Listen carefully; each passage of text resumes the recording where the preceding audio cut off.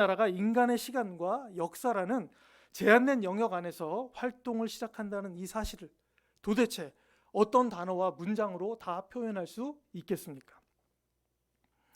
그것은 언어로 표현되는 순간 낯선 것이 될 수밖에 없습니다. 때로는 너무 쉽고 단순해서 이상한 것입니다. 때로는 바로 전에 한 말을 바로 뒤집고 부정하는 것 같은 모순이 생기는 것처럼 느껴질 때도 있는 것이죠. 목사님들의 설교는 저를 포함해서 왜 가끔씩 그토록 정교하지 못하고 오전에 한 설교를 오후에 부정하는 것 같은 그런 모순을 낳기도 하는 것이죠. 왜 그렇습니까? 인간의 연약함은 하나님의 진리를 모순 없이 설명할 길이 없어서 그런 것입니다. 아무쪼록 목사님들이 악한 의도를 갖고 있지 않다면 우리 목사님들의 불쌍한 처지를 좀 용서해 주시기 바랍니다. 진리는 맑고 단순하지만 깊고 오묘해서 역설적이고 모순적인 것입니다. 그것은 영원한 사랑이면서 동시에 또 영원한 형벌을 내포하고 있습니다. 그것은 끝없는 용서이면서 동시에 단호한 심판이기도 합니다. 그것은 한없는 기다림이면서 동시에 깨어있는 자들만 구원하는 날벼락 같은 재림이기도 한 것입니다. 그것은 젖과 꿀이 흐르는 무한한 풍요이면서 동시에 메맞고 배고프고 빈궁한 가난이기도 한 것입니다. 진리는 스스로 감추이면서 동시에 또 스스로 드러내는 것입니다. 과학적인 진리는 그 진리를 파악하면 소유할 수 있는 것이죠. 인간은 소유한 그 지식을 발명과 진보로 연결시킵니다. 인문학적인 진리는 그 진리를 깨달을수록 인간에 대한 연민과 공감을 확장해 나가는 것입니다.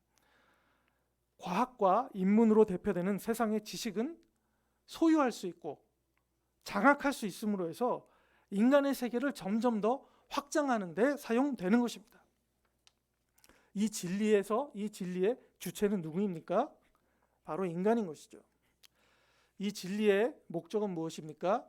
사용 가능성입니다. 얼마나 우리가 그 진리를 소유해서 장악해서 사유할 수 있느냐, 사용할 수 있느냐, 그것이 이 인간의 지식, 세속적 지식의 특징입니다. 그러나 예수 그리스도의 진리는 하나님께서 우리 인간에게, 우리 그리스도인에게 우리를 위하여 내어주신 이 진리는 우리가 그런 식으로 우리의 이성으로 파악하고 알아가고 장악할 수 있는 그런 지식이 아닙니다. 어떻게 알 수 있죠? 그럼 이 지식은? 이 진리는 어떻게 해서 도달할 수 있죠? 그것은 우리가 온전히 나를 드릴 때, 나를 맡길 때에만 파악되는 진리인 것입니다. 나를 온전히 던지기로 결심할 때에 알아지는 진리인 것입니다. 내가 그 진리에 완전히 나를 맡기고 내가 그 진리에 완전히 장악되고 내가 그 진리에 완전히 사로잡히기를 결단하고 결심할 때에 알게 되는 진리가 바로 이 예수 믿는 진리인 것입니다. 거기에는 한치의 물러섬도 있을 수 없고 한치의 의심이 있어서도 안 되고 한치의 망설임이 있어서도 안 되는 것입니다. 오직 철저한 순종과 복종으로만 이 낯선 하나님의 진리의 세계로 우리는 들어갈 수 있는 것입니다. 지금 여러분 마음 가운데 혹시 의심이 있습니까? 어둠의 조각이 있으십니까? 불안이 있으십니까? 많은 세상 염려, 근심, 걱정, 생각들이 있으십니까? 이 시간 하나님 앞에 모조리 다 내려놓으시길 바랍니다. 예수 그리스도의 십자가가 그것을 해결하셨으며 여러분 우리의 마음 가운데 있는 모든 어둠을 물러가게 하셨으니 그 진리에 우리가 마음을 던지고 하나님, 예수 그리스도의 십자가가 이 시간 나를 용서하셨습니다. 예수 그리스도께서 나를 사로잡으시옵소서 고백하고 하나님께서 이루신 일을 인정하신다면 우리 가운데 있는 모든 어둠과 불안과 두려움은 떠나갈 것이며 하나님이 나를 사로잡는 인생으로 거듭나시는 줄 믿으시길 바랍니다. 이 포도나무의 비유는 워낙 유명하고 사랑받는 말씀이기 때문에 다양한 해석이 존재합니다. 요한복음은 특유의 그 쉬운 듯하지만 또 어렵고 심오한 그런 말씀들이죠. 깊게 다루면 이것이 참 한도 끝도 없습니다. 저는 오늘 이 비유를 통해서 한 가지 생각을 같이 나누고 싶습니다. 그것은 신앙생활의 기본을 다시 한번 점검해 보자는 것입니다. 기본의 중요성은 아무리 강조해도 지나치지가 않습니다. 기본이 무너지면 모든 게 다 무너집니다. 나이가 조금씩 들어가면서 이 등의 코어 근육이 약해지면 무릎도 조금 약해지는 것 같고 자세도 조금 틀어지는 것 같고 건강이 다 조금씩 문제가 생기죠. 야구 선수들도 자세가 나쁜 투수는 아무리 강속구를 던져도 나중에는 이 팔꿈치에 문제가 생겨서 강속구를 더 이상 던지지 못하게 됩니다. 철근을 제대로 넣지 않은 아파트가 발견돼서 사람들을 아찔하게 만들기도 합니다. 기본이 무너진 사회만큼 무서운 게 없는 것이죠. 기본이 중요하기 때문에 반복해야 하는 것이죠. 반복해서 듣고 기억하고 상기하고 지켜내야 합니다. 신앙생활도 마찬가지입니다. 인간 세상은 천국이 아닙니다. 전쟁 같은 삶의 한 복판에서 신앙생활이 이어지는 것입니다. 기본을 충실하게 지킬 때 세상에 삼키우지 않고 은혜로운 삶을 살 수 있습니다. 신앙생활의 기본을 다시 한번 점검할 수 있도록 오늘 저를 이 자리에 보내주신 줄로 믿습니다. 첫째, 신앙생활의 기본은 무엇입니까? 신앙생활의 기본은 예수님 안에 거하는 것입니다. 예수님 밖에서 서성이는 것은 신앙생활이 아닙니다. 밖에서 맴돌고 의심하고 자신을 던지지 못하는데 어떻게 신앙생활을 할 수 있습니까? 수영장 밖에서 맴돌기만 하고 준비 운동만 하는데 어떻게 수영을 배울 수가 있겠습니까? 예수님 안으로 들어가야 합니다. 그것이 신앙생활의 시작이고 기본인 것입니다. 오늘 4절 말씀에서 이렇게 말씀하고 있습니다. 같이 한번 읽어보겠습니다. 시작. 내 안에 거하라. 나도 너희 안에 거하리라. 가지가 포도나무에 붙어있지 아니하면 스스로 열매를 맺을 수 없음 같이 너희도 내 안에 있지 아니하면 그러하리라. 예수님 안에 붙어 있어야 합니다. 그게 신앙생활의 기본입니다. 그러면 예수님 안에 거한다는 것은 그럼 어떻게 하라는 것이죠? 어떻게 하는 게 예수님 안에 거하는 것입니까? 포도나무 가지가 포도나무에 붙어 있어야 한다는 말씀처럼 예수님과 우리의 관계를 직관적으로 그려내는 이미지가 없는 것 같습니다. 가지가 나무에서 떨어지면 어떻게 됩니까? 말라 죽습니다. 예수님 안에 거하라는 것은 예수님의 생명을 공급받는 관계 안에 있으라는 것입니다. 신앙생활이 퍽퍽하고 마음이 강팍하고 혹시 메마르십니까? 미움과 다툼으로 막 마음이 들끓습니까? 염려와 걱정으로 심란하십니까? 까닭 없이 분주하고 허탄한 것에 시간을 낭비하고 있지는 않으십니까? 생명을 공급받지 못하는 결과입니다. 예수님과의 관계가 원활하지 않은 것이에요. 점검할 때가 되었습니다. 예수님과 우리의 관계를 끊어지게 하는 가장 큰 요인이 무엇입니까? 그것은 죄입니다. 죄의 자리에서 돌이키지 않으면 예수님과의 관계는 반드시 끊어지게 되어 있습니다.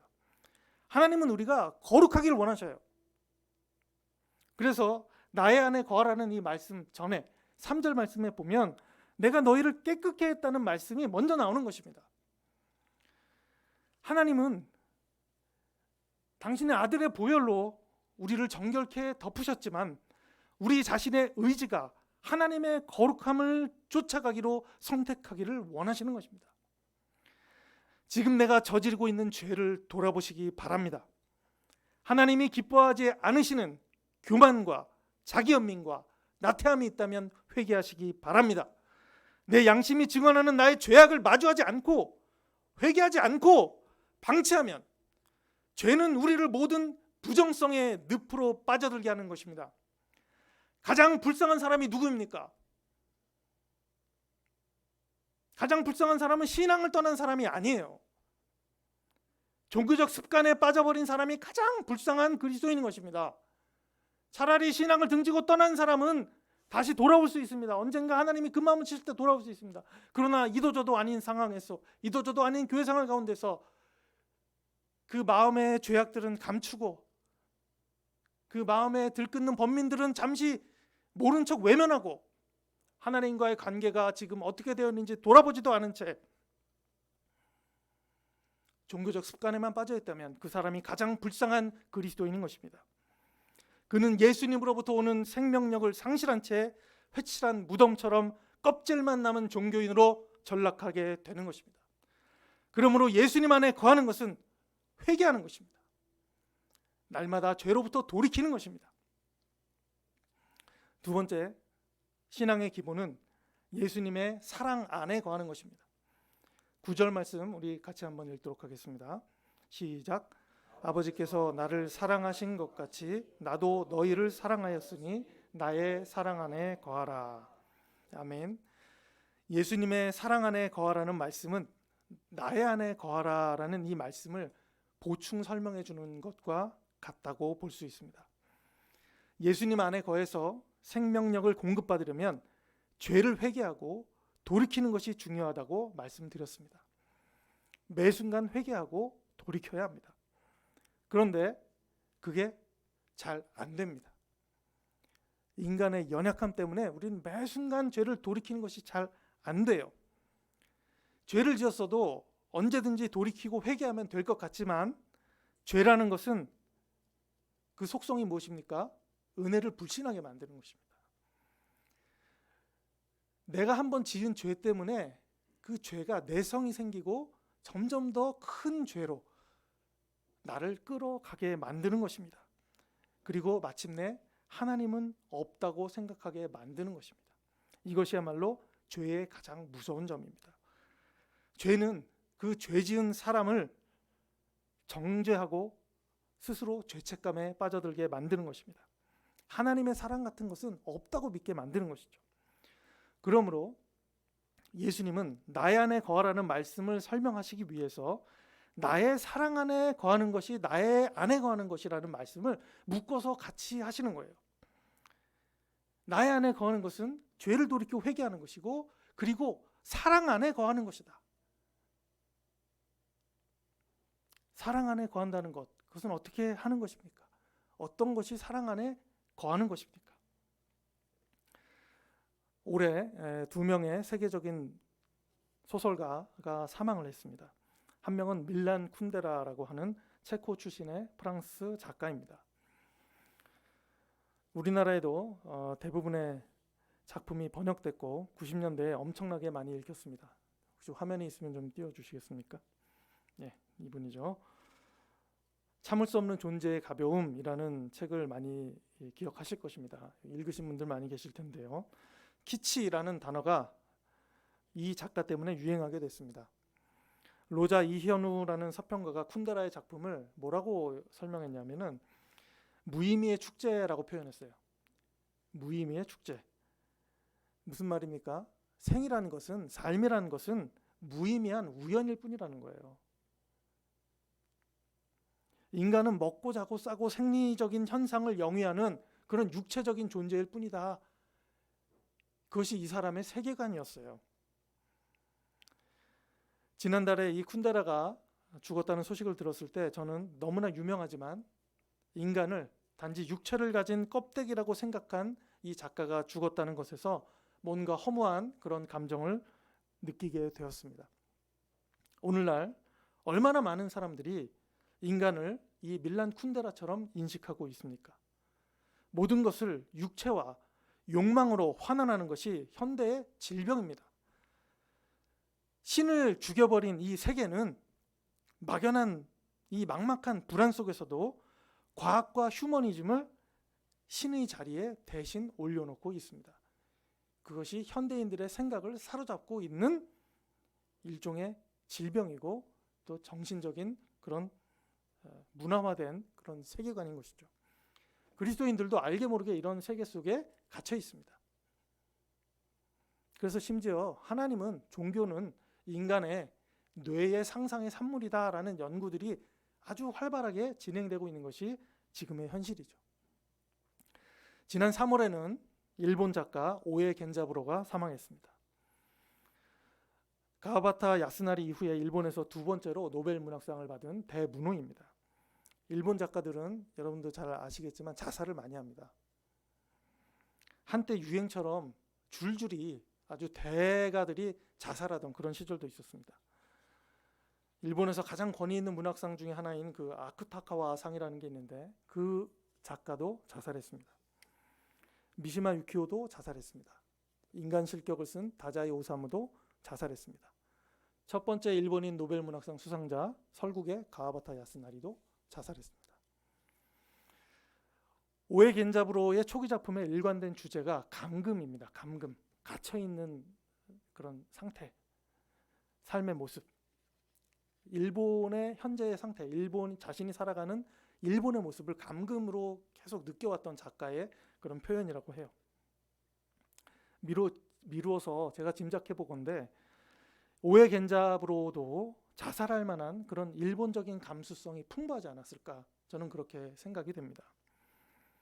박경리 선생님, 토지의 박경리 선생님 말대로, 그분이 일본 산고라는 책에서 일본의 정신을 분석하신 글에 보면은 일본 특유의 그 자폐적인 허무주의가 작가들을 자살로 몰아갔다라고 말씀하고 있는데, 저는 그 말씀에 공감을 하고 있습니다.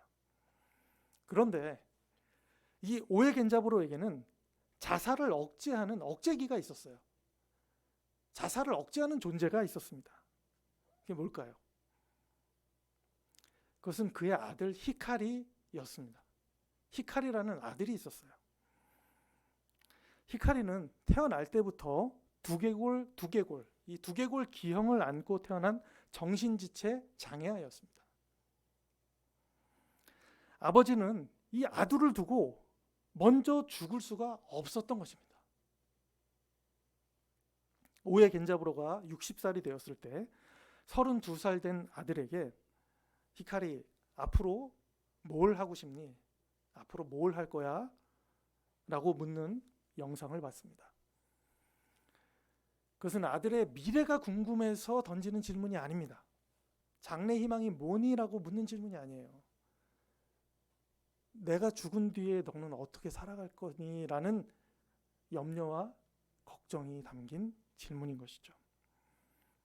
갈대밭에 걸터 앉아서 정신지체 아들을 바라보는 오에겐자브로는 최연소 아쿠타카와상을 받고 노벨상을 받은 대작가가 아니라 내가 죽으면 이 아이 어떻게 살아갈까, 단지 아들을 걱정하는 아빠의 모습이었습니다. 아들을 향한 연민과 사랑이 이 오에겐자브로를 88살까지 살게 한 원동력이 아니었을까요? 장애가 있는 아들이 그의 삶에는 빛이었기 때문에 그는 일본어로 빛이라는 이름을 아들에게 붙여줬던 것 같습니다. 히카리는 일본어로 빛이라는 뜻입니다. 아들의 장애는 역설적으로 더 오래 아들의 곁을 지켜야 한다는 연민과 사랑으로 그의 삶을 지탱했습니다. 여러분, 사랑은 무엇입니까? 그것은 빛입니다. 어둠을 물러가게 하는 것입니다. 용서의 빛이 비춰들게 하는 것입니다. 예수님은 우리를 빛으로 채우십니다. 반복되는 죄와 실수는 우리를 좌절케 합니다. 우리를 참소합니다. 그러나 예수님은 마치 선천적인 장애가 있는 그 아들을 돌보시는 것처럼 우리를 끝까지 사랑하기로 결심하신 것입니다. 오에겐자브로는 이 두개골 이상으로 태어난 아이를 품에 안고 그 아이의 모습을 보면서 이 아이가 수술을 거치면, 잘하면 장애인이 되거나 많은 확률로 죽을 수밖에 없다는 것을 알고 있었습니다. 그러나 그 사실을 알면서도 오에겐자브로는 수술을 하기로 결심합니다. 결과가 어떻게 되든 이 아이의 존재를 끝까지 용납하고 받아들이고 책임지기로 결심한 것이죠. 여러분, 예수님의 사랑은 무엇입니까? 결코 개선의 기미가 없는 죄덩어리인 우리를 끝까지 사랑하기로 작정하신 사랑이 아닙니까? 내가 바로 너의 빛이고 그리고 너는 바로 나의 빛이다, 그렇게 말씀하시는 사랑이 아닙니까? 계속해서 죄를 짓고 계속해서 의심하고 계속해서 주저하는 나를 위해서 우리 예수님은 내가 너를 결코 포기하지 않고 사랑한다고 말씀하시는 것입니다. 너는 나의 빛이다. 마땅히 그럴만 해서가 아니라 내가 너를 사랑해서 너를 나의 빛으로 여길 것이다. 그것이 예수님의 십자가 은혜인 것입니다. 세 번째, 신앙생활의 기본은 열매를 맺으라는 것입니다. 5절 말씀 그리고 16절 말씀을 한번 같이 읽도록 하겠습니다. 시작. 나는 포도나무여 너희는 가지라. 그가 내 안에 내가 그 안에 거하면 사람이 열매를 많이 맺나니 나를 떠나서는 너희가 아무것도 할 수 없음이라. 너희가 나를 택한 것이 아니요 내가 너희를 택하여 세웠나니 이는 너희로 가서 열매를 맺게 하고 또 너희 열매가 항상 있게 하여 내 이름으로 아버지께 무엇을 구하든지 다 받게 하려 함이라. 아멘. 이 열매는 특징이 있습니다. 주님께서 우리에게 맺으라고 말씀하시는 열매는 특징이 있어요. 그 특징이 뭐냐 하면 먼저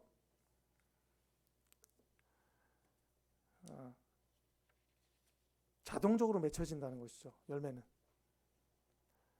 이 열매를 변화라고 생각하시면 조금 쉽게 이해하실 수 있을 것 같아요. 열매는 무엇이냐? 변화다. 성장하고 성숙하는 것이다. 변화, 뭔가 변화가 계속 일어나는 것이다.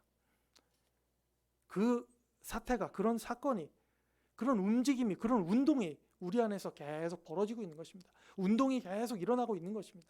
그것이 열매예요. 영국의 시인 예이츠는 인간의 행복은 소유나 권력이 아니라 단지 성장하는 데 있다고 말했습니다. 성장을 경험하지 못하는데 돈이 많으면 행복감이 없기 때문에 향락에 빠져드는 것입니다. 주님과 올바른 관계 안에서 교제할 때 반드시 열매가 맺혀집니다. 식물이 꽃을 피우고 과실을 내는 과정처럼 신비로운 인간의 생명도 그 만드신 분과 연합할 때 꽃을 피우고 열매를 맺습니다. 두 번째, 우리를 주님의 자녀 삼으신 목적이 바로 열매를 맺도록 하기 위한 것입니다. 하나님은 왜 우리를 구원하셔서 당장 천국에 데려가지 않으십니까? 하나님은 왜 우리가 사는 세상이 당장 천국처럼 변화하도록 하지 않으십니까? 아픔도 슬픔도 고통도 왜 그대로 다 달라지지 않은 것처럼 남아있는 것입니까?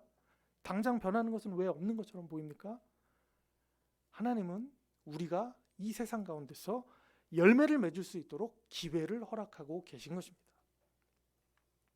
그것이 하나님의 은혜인 것입니다. 천사들이 흠모하며 사모하는 것, 그것이 무엇입니까? 열매를 맺어가는 것입니다. 그러므로 우리는 열매를 맺어가고 있는지 스스로 돌아보아야 하는 줄로 믿습니다. 나는 열매를 맺고 있나? 내 안에 변화가 일어나고 있나? 내 안에 하나님과의 관계 안에서 생명력이 솟아오르고 생명력이 흘러넘치고 있는가? 그 사실을 점검하시고 돌아보시기 바랍니다. 우리가 하나님과 올바른 관계를 맺고 있다면, 우리가 예수 그리스도의 은혜를 신뢰하고 그분께 우리의 마음을 드리고 있다면 우리 안에는 생명력이 넘쳐날 수밖에 없는 것입니다. 그것이 내 삶을 바꾸고 변화시켜 가는 것입니다. 운동하는 거는 운동력이 일어나게 되는 것이에요. 만나는 사람마다 나를 통해서 예수 그리스도를 만나고 내 안에서 흘러나오는 하나님을 만날 수밖에 없는 것이에요. 그것이 생명력이 내 안에 살아 넘치기 때문인 것이에요. 그것을 만나고 그것을 경험하고 그것을 아는 사람들이 바로 그리스도인 것입니다. 그래서 이 세 번째로 보면 이 열매의 특징은 뭐냐면 항상 있어야 하는 것이라고 하나님은 말씀하고 있어요. 예수님 말씀하고 있어요. 항상 너희 안에 있을 것인데 이 열매를 맺도록 하나님은 어떻게 하십니까? 예수님 어떻게 하신다 그랬어요? 무엇이든지 구하는 것을 받게 하시겠다고 말씀하셨어요. 무엇이든지 구하는 것을 받게 하신다고 하셨어요.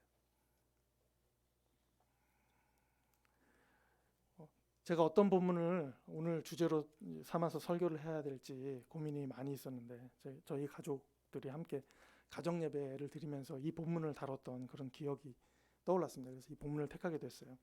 저희 아이들이 예배 드리면서 질문을 했습니다. 이제 둘째가 중학생이니까 정말 기도하면 뭐든지 다 받을 수 있어요? 라고 질문했습니다. 정말 기도하면 뭐든지 다 받을 수 있습니까? 아멘. 아멘. 아마 이 어린 아이의 마음속에는 그런 생각이 있었던 것 같아요. 무엇이든지 다 받을 수 있다고? 정말 뭐든지 다 주신다고? 거기에 생각이 그냥 마음이 다 꽂힌 거죠. 아, 정말 뭐든지 다 받을 수만 있다면 주님 안에 거하지 뭐.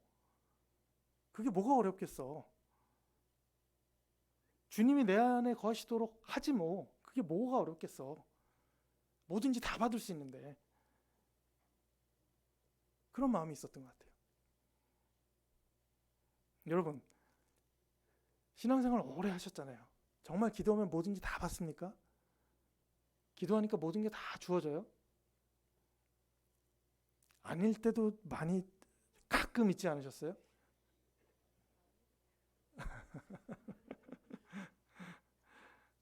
여러분, 무엇이든지라는 이 생각은 그냥 아주 자연스럽고 그냥 너무나 그냥 우리 머릿속에서 연결이 되는 거예요. 뭐랑 연결이 되냐면 하나님은 전능하시다라는 생각과 연결이 되는 거예요. 하나님은 전능하시니까 하나님은 무엇이든지 다 주실 수 있어. 그런 생각과 같이 연결되는 것입니다. 그런데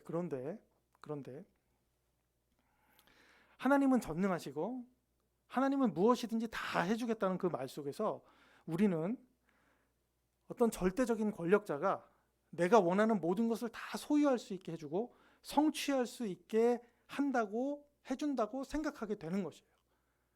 그런 함정에 빠지게 되는 가능성이 너무나 많이 녹아있는 생각인 것이에요. 무엇이든지 전능하신 하나님, 그럼 모든 걸 다 가질 수 있게 해주시겠구나. 내가 잘 하나님 앞에 잘 하기만 하면, 잘 있기만 하면 다 주시겠구나. 하나님은 그런 전능하신 분이지. 그런 생각을 갖게끔 하는 거예요. 그런데 여기서 이 무엇이든 이라는 생각은 어떤 전능한 힘을 말하는 것이죠. 뭐든지 다 할 수 있는 힘을 말하는 것이죠. 그것은 권력이고 또 지배하는 힘인 것입니다. 그래서 우리는 주님 안에 내가 있음으로 해서 이 무엇이든 할 수 있는 이 힘을 내 것으로 만들고 싶은 그 욕망을 숨기고 있는 것입니다. 그러므로 우리 인간이 상상하는 전능한 그 어떤 힘, 그 자체는 악이라고 말할 수 있는 것이에요. 어떤 전능한 그것이 있다면 그건 악인 거예요. 인간의 역사는 이 전능한 힘에 대한 경탄과 존경과 숭배를 보낸 역사인 것입니다. 알렉산더를 보세요. 케사르를 보세요. 히틀러를 보세요. 당대와 그리고 이 현대의 인간들은 더 강한 힘을 가진 어떤 자, 더 강하고 절대적인 어떤 힘, 막강한 힘, 그 막강한 권능에 찬사와 존경을 보내온 역사인 것입니다. 그것이 인간의 역사였어요. 그러한 힘의 순수한 결정체로서 가장 순수한 전능한 권력과 힘의 결정체로서 하나님, 그 전능한 하나님이라는 존재가 있다면 그러한 생각 자체는 오히려 악마적인 것입니다. 그러므로 마귀야말로 사탄이야말로 자기 자신 안에서 내가 모든 것을 마음대로 좌지우지할 수 있는 힘이 있다고 믿고 있는 바로 그 허무한 존재인 것이에요. 2 곱하기 2는 4죠. 2 곱하기 2를 5가 되게 할 수 있어? 라는 질문을 누가 한다고 생각해 보세요. 그 질문은 무엇입니까? 그 호기심 어린 질문은 뭐예요? 정말 모든 거 다 할 수 있어? 안 되는 거 없어? 중력을 거스를 수 있어? 하늘을 날 수 있어? 2 곱하기 2도 4가 아니라 5가 되게 할 수 있어? 당신은 전능해? 마치 사탄이 40일 금식한 예수님에게 성전에서 뛰어내려 보라고 말했던 것처럼 이 호기심 어린 질문은 그렇게 할 수 있는 전능한 어떤 존재를 구하고 그리고 할 수 있음이라는 그 능력을 소유한 그 자체를 숭배하고자 하는 마귀의 유혹인 것입니다. 죽은 시체를 누더기처럼 꿰매어서 전기 충격을 줘서 살아있는 인간을 만들어내는 그 프랑켄슈타인의 욕망은 전능함에 대한 인간 욕망의 한 표현인 것입니다. 하나님은 모든 것을 하실 수 있습니다. 그러나 하나님은 권세와 지배와 권력으로서 그 모든 것을 행하시는 게 아닙니다. 하나님은 모든 걸 행하실 수 있는 자유를 가지고 계십니다. 그리고 하나님은 모든 것을 행하실 수 있는 그 자유로운 권능을 가지고 뭘 하셨습니까? 여러분에게 만약 모든 걸 할 수 있는 그 자유가 있다면, 힘이 있다면 뭘 하시겠어요? 이 사탄적인 권력과 지배, 그런 것들을 한번 누려보고 싶으시겠어요? 내가 모든 걸 할 수 있다면? 중고등학생들에게 물으면 슈퍼맨, 그죠? 하늘을 날고 싶다, 이런 얘기 할지도 모르죠. 하나님은 어떻게 하셨습니까? 하나님은 그 전능하신 자유로 무엇을 하셨습니까? 자기를 비어 종의 형체를 갖도록 가장 낮아지신 것이 바로 하나님의 권능이에요. 하나님의 권능은 가장 낮아지기로 결심하는 데 있었던 것입니다. 무엇이든 구하라 라고 말씀하신 그 지점으로 다시 돌아가 보겠습니다. 그 무엇이든이 뜻하는 정체는 무엇입니까? 그 무엇이든은 열매를 맺기 위한 목적에 부합해야 한다는 사실이 명확해지는 것입니다. 우리 요한복음의 말씀에서 무엇이든지 구하면 다 받을 것이라고 약속하고 말씀하시는 것은 열매를 맺도록 구하라. 그리하면 다 받을 것이라는 약속의 말씀인 것입니다. 그렇다면 이제 이 열매가 무엇인지 살펴보고 오늘 말씀을 맺도록 하겠습니다. 오늘 예수님이 이 비유를 말씀하신 목적을 살펴보면 열매가 무엇인지 알 수 있습니다. 본문에서 예수님은 두 번 말씀을 하세요. 내가 이것을 이름은, 내가 이 비유를 이름은 이라고 말씀하시죠. 그리고 아래쪽에 오면 그 하반절에 보면 내가 이것을 명함은 이라고 말씀하세요. 내가 이것을 명하는 목적은, 내가 이것을 너희들에게 이르는 목적은 이라고 말씀하시는 것이죠. 첫 번째 11절 말씀입니다. 한번 같이 읽겠습니다. 시작. 내가 이것을 너희에게 이름은 내 기쁨이 너희 안에 있어 너희 기쁨을 충만하게 하려 함이라. 주님이 맺으라고 명령하신 열매는 기쁨의 충만이에요. 기쁨의 충만이에요. 흘러 넘치게 하라는 거예요. 기쁨을.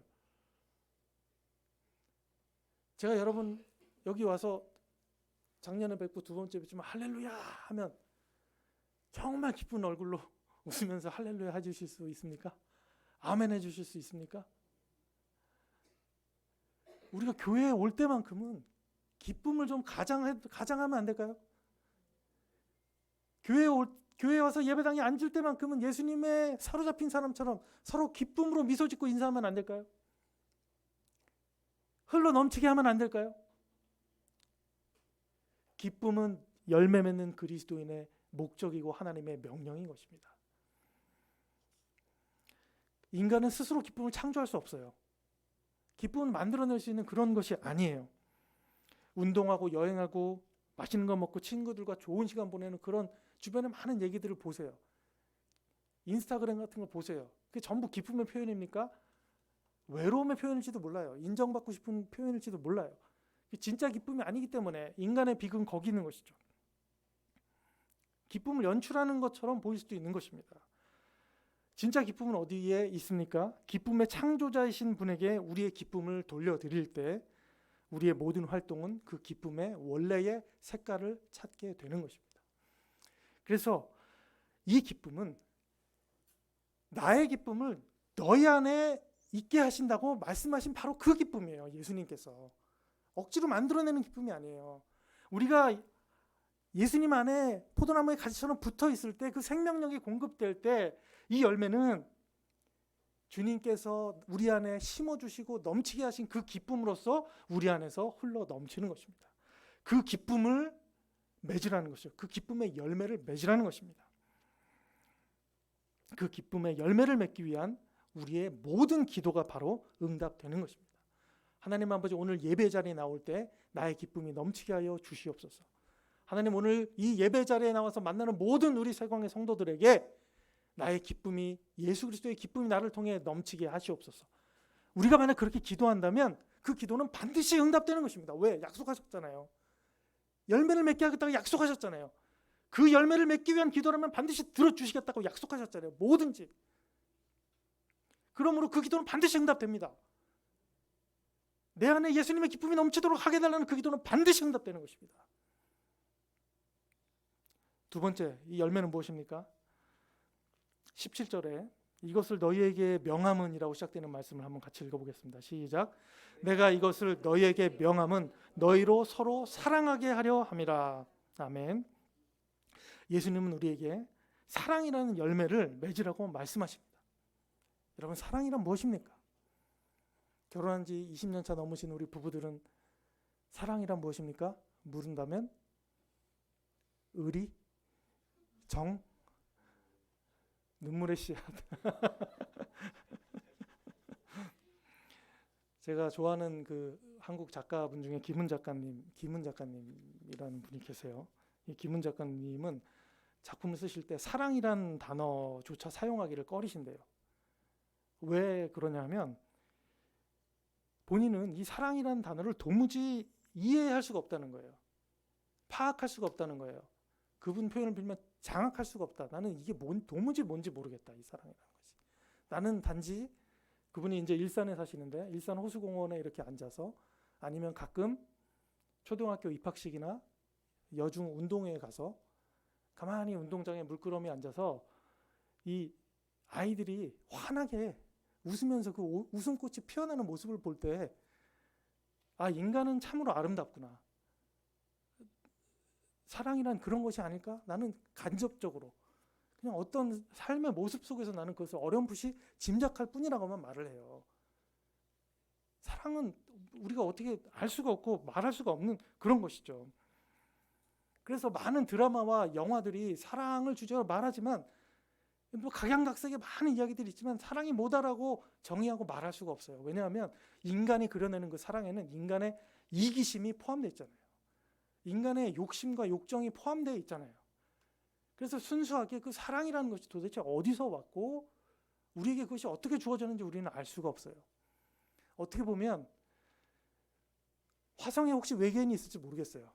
금성에 혹시 외계인이 있을지 우주 기지가 있을지 모르겠어요. 그러나 화성이나 금성에는 사랑 때문에 자기 장기를 떼어주고 이식해주고 사랑 때문에 헌신하고 사랑 때문에 목숨을 던진 그런 일은 벌어지지 않잖아요. 왜 이 사랑이라는 것은 우리 인류에게 인간에게 이 하나님이 정하신 하나님이 창조하신 이 사랑이라는 신비는 어떻게 우리 안에 들어와 있는 것입니까? 그래서 우리는 사랑의 정체를 단지 추측해 볼 수 있을 뿐입니다. 이 성경의 말씀을 함께 같이 읽어보겠습니다. 고린도전서 13장 4절에서 7절 말씀입니다. 사랑은 오래 참고 사랑은 온유하며 시기하지 아니하며 사랑은 자랑하지 아니하며 교만하지 아니하며 무례히 행하지 아니하며 자기의 유익을 구하지 아니하며 성내지 아니하며 악한 것을 생각하지 아니하며 불의를 기뻐하지 아니하며 진리와 함께 기뻐하고 모든 것을 참으며 모든 것을 믿으며 모든 것을 바라며 모든 것을 견디느니라. 아멘. 여러분, 예수님께서 우리의 모든 것을 참으셨습니다. 예수님께서 우리의 모든 것을 믿어주셨습니다. 예수님께서 우리의 모든 것을 바라시고 기대하시고 그리고 우리의 모든 것을 견디어 주셨습니다. 오직 사랑만이 세상을 구원할 것이라는 이 문학의 구호가 있습니다. 아름다움이 세상을 구원할 것이라고 말하기도 합니다. 그러나 우리는 아들을 보내신 하나님의 사랑이 세상을 구원하셨다고 고백하는 것입니다. 예수님이 십자가에서 죽기까지 우리를 사랑하신 것처럼 이제 너희도 서로 사랑의 열매를 맺으라고 말씀하시는 것입니다. 우리 공동체 안에 이 사랑의 열매들이 맺어나가기를 바랍니다. 우리 가정 안에 이 사랑의 열매들이 날마다 맺혀져 나가기를 바랍니다. 예수님의 기쁨으로 충만한 이가 사랑할 수 있습니다. 그리고 사랑하는 이에게 예수님의 기쁨이 충만할 것입니다. 우리가 그 열매를 맺고자 할 때, 우리가 그 열매를 맺고자 기도할 때, 그 열매를 위한 그 기도는 무엇이든 응답받게 되는 줄로 믿습니다. 기도하겠습니다. 사랑의 주님, 감사합니다. 우리로 하여금 열매 맺게 하시옵소서. 열매 맺기로 다짐하고 결단하게 하시옵소서. 주님 안에 있기로, 주님의 사랑 안에 있기로 결단하게 하시옵소서. 그리하여서 우리가 이 열매를 맺기 위해 드리는 모든 기도 가운데 주님 친히 응답하여 주시옵소서. 예수님의 이름으로 기도드렸습니다. 아멘.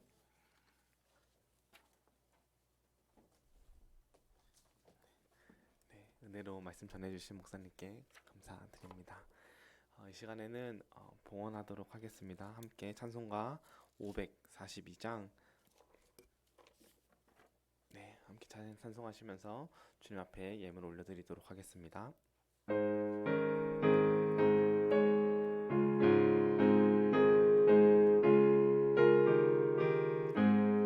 구주 예수 의지함이 이 기쁜 일일세 영생 허락 받았으니 의심하 주 없도다